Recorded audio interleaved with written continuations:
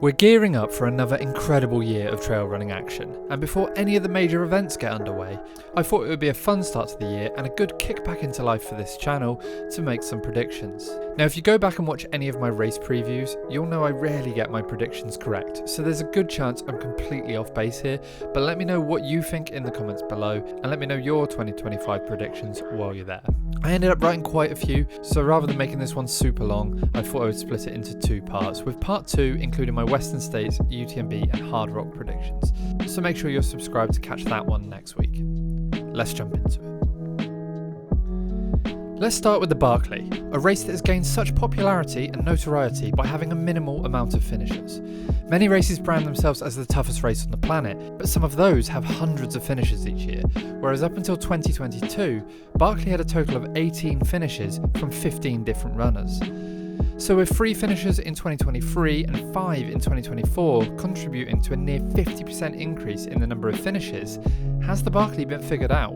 Well, one reason the number of finishes remains so low is that race director Lazarus Lake makes the course harder every time someone finishes. And with so many eyes now on the race, especially following the media attention that Jasmine Paris's legendary finish last year brought, I think he'll want to take the opportunity to firmly re-establish the Barkley as right on the limit of what's possible. Plus, we're due another bad weather year. So yeah, I predict that there will be no finishers in 2025, although obviously I'll be rooting for whoever toes the line. Courtney Dauwalter is taking on Cocodona this year, and I'd be surprised if she isn't already everyone's pick for the win on the women's side. But I'm predicting that she wins this thing outright.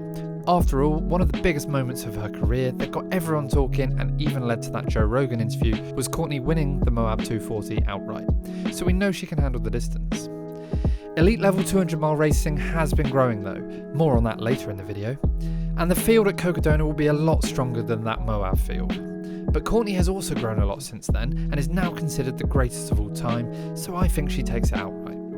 Bonus prediction is that she takes down the overall course record, currently held by Joe McConaughey. Joe and Courtney only appear to have one previous race in common, the Bandera 100k, with Joe's result being about 40 minutes quicker than Courtney's. But for the sake of making a point, I'm going to say that a runnable 100k isn't particularly relevant here, and instead look at her head-to-head with last year's second place finisher Jeff Browning, who Courtney beat by over an hour at Hard Rock in 2023. Jeff's Cocodona time last year was under an hour off the course record, so if you do a bit of convoluted mathletics, you can see why I think Courtney has the overall course record within her grasp.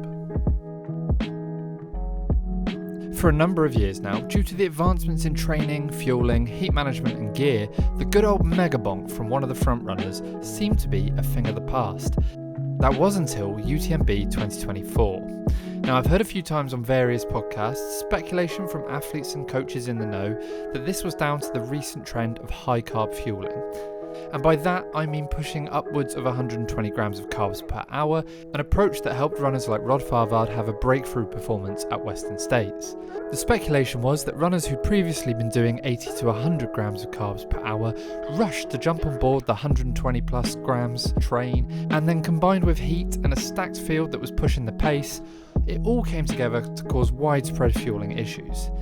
Now whether or not that's the sole reason for the carnage at UTMB is debatable, but I'm certain that there'll be more athletes this year trying out the high carb approach, so my prediction is that we'll see more bonking this year, with high attrition at 3 races in particular, the remaining 2 US Golden Ticket races, Black Canyon and Canyons, and then again at Western States, all for the same reason as last year's UTMB. They'll have crazy competitive fields pushing the pace, bellies full of carbs, all taking place in scorching heat.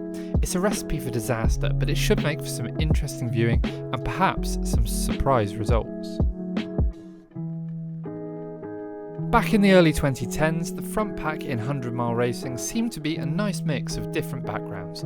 You had guys who'd come from thru hiking and mountaineering, winter sports athletes like cross country or Nordic skiers, and lifelong runners who'd either grown up trail running or come from the track and roads. These days, at least on the men's side, it seems like if you're not in sub 220 marathon shape, you're not going to be near the front at any major 100 miler. No amount of leg strength or time on feet in the mountains is going to make up for speed.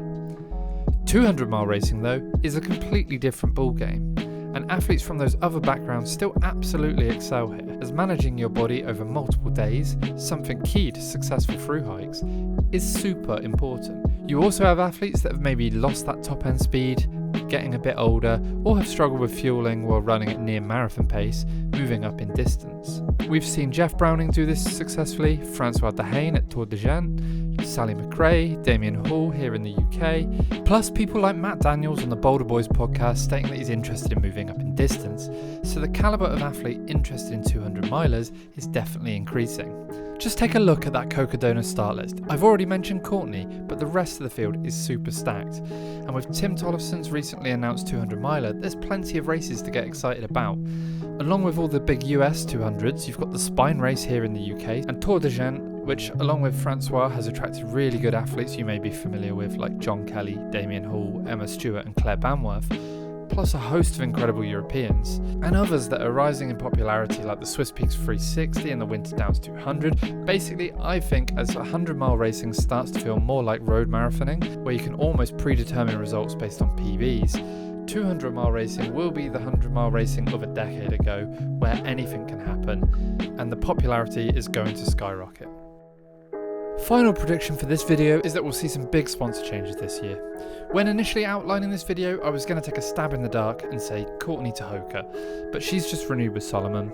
My other guess would have been one of Hoka's band of fast American men would leave for a smaller brand to be the main man somewhere else, like Hayden Hawks to Norda. But it looks like the biggest switch up this year will be Tom Evans, who's leaving Adidas and hasn't announced it yet, but is running Transgran Canaria, of which the North Face is the title sponsor, and it's typically ran by a lot of their athletes, so I think he's going there.